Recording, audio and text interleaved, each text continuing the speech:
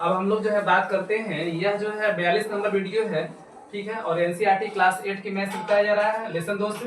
तो सबसे पहले 41 नंबर वीडियो जो है प्लेलिस्ट पे जाकर के देख लीजिए, इसके बाद जो है 42 नंबर वीडियो जो है देखिएगा, ठीक है। और विशेष रूप से यह एनसीईआरटी क्लास 8 मैथ के बुक से बताया जा रहा है, और खास करके ओल्ड बुक से, ओल्ड इज गोल्ड। गोल्ड, ठीक है। अब हम लोग जो है क्वेश्चन नंबर 10 की बात करते हैं, तो क्वेश्चन नंबर 10 पढ़िए।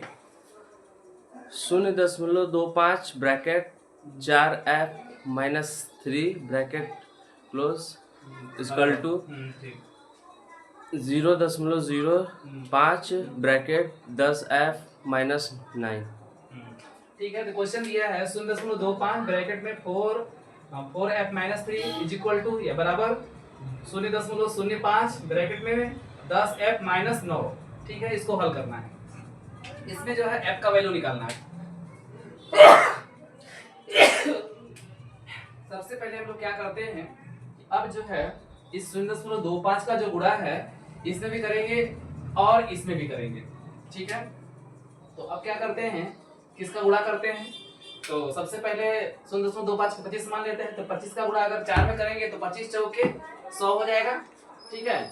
25 चौके 100 हो गया, और इसके साथ f है, f लगा दीजिए, ठीक है। अब इसके बाद क्या कीजिए कि यहाँ दशमलव के बाद कितने अंक हैं, 2 अंक हैं, तो कितने अंक के बाद दशमलव लगाएंगे, 2 अंक के बाद, ठीक है। कहाँ से, दाहिने से बाएं, तो यहाँ से लगाइए 1 2, ठीक है। 1.00 f हो जाएगा। फिर इसके बाद यहाँ पर क्या कुछ नहीं तो क्या है, प्लस है, तो प्लस में माइनस का गुणा करेंगे तो क्या होगा, plus minus minus minus minus लिख देंगे, और 25 की आई 75, ठीक है। अब जो है दशमलव जो है हम लोग क्या करते हैं कि 2 अंक के बाद लगाते हैं दाहिने से बाएं, 1 2 अंक 1 2 अंक, दशमलव यहाँ लगा देंगे, ठीक है। तो 0.75 हो जाएगा, बराबर है, बराबर लिख देते हैं, ठीक है।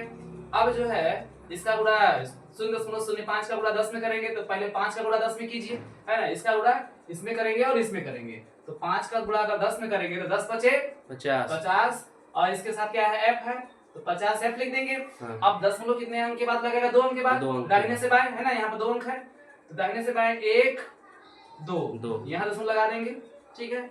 इसके बाद देखिए फिर क्या करते हैं, ये प्लस है और ये क्या है, माइनस है, तो प्लस माइनस गुणा करेंगे तो क्या होगा, माइनस हो जाएगा, और 5 9 45, ठीक है। अब इसके बाद देखिए दशमलव के बाद कितने अंक है, 2 अंक है, तो 2 अंक के बाद दशमलव लगाइए 1 2 अंक यहाँ आ जाएगा, ठीक है। अब क्या करेंगे कि एक राशि को साथ साथ लेंगे, अक्षर को एक तरफ, संख्या को एक तरफ लेंगे, f के साथ आएगा क्योंकि यह इसका दोस्त है ना। अक्षर को अक्षर के साथ, f को f के साथ, और इसके बाद संख्या को संख्या के साथ लाएंगे पक्षांतर करके, ठीक है। तो ध्यान से देखिए, तो इस यहाँ पर जो है 1.00 f है। अब यह जो है यहाँ प्लस है, इसको उधर लाएंगे तो क्या हो जाएगा, माइनस हो जाएगा, तो 0.50 f ले लेंगे, इसके पहले 0 लिख सकते हैं, कोई दिक्कत नहीं है, ठीक है। अब देखते हैं, बराबर हो जाएगा। अब इसके बाद यहाँ पर -0.45 तो अपने स्थान पर है, जो का त्यों रहेगा, ये प्लस में है, इधर लाएंगे तो क्या हो जाएगा, प्लस, अरे ये माइनस में इधर आएंगे तो क्या हो जाएगा, प्लस में हो जाएगा, तो 0.75। अब ध्यान से देखिए, अब इसको जोड़ेंगे, जोड़ने का तरीका देखिए। सबसे पहले इसको हम लोग ऐसे लिख देंगे 0.45, और इसके नीचे लिख देंगे 0.75। अब क्या करिएगा, ऐसे जोड़िएगा, इस तरह से लिख करके तो आसान रहेगा, 5 5 10 के 0, हासिल 1, और 4 7 कितना होगा, 7 4 11 11 1 हासिल कितना हो जाएगा, 12, ठीक है। अब दशमलव कितने अंक के बाद लगाएंगे, 2 अंक के बाद, दाहिने से बाएं 1 2, तो क्या हो जाएगा, यहाँ पर हो जाएगा। लेकिन यहाँ ध्यान दीजिए, हम लोग क्या करेंगे, घटाएंगे, ठीक है ना, यहाँ माइनस दिया है ना, इसलिए यहाँ क्या करेंगे, घटाएंगे, जोड़ेंगे नहीं। अगर घटाते हैं तो 5 से 5 शून्य हो जाएगा, तो इसमें मतलब घटेगा किसमें, इसमें से घटाना होगा, है ना।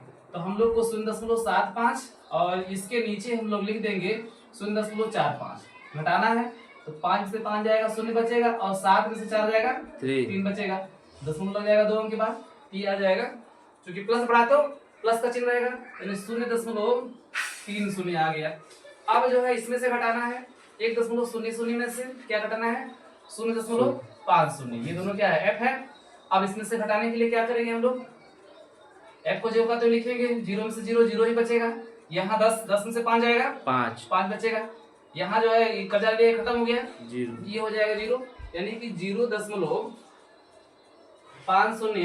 f हो गया।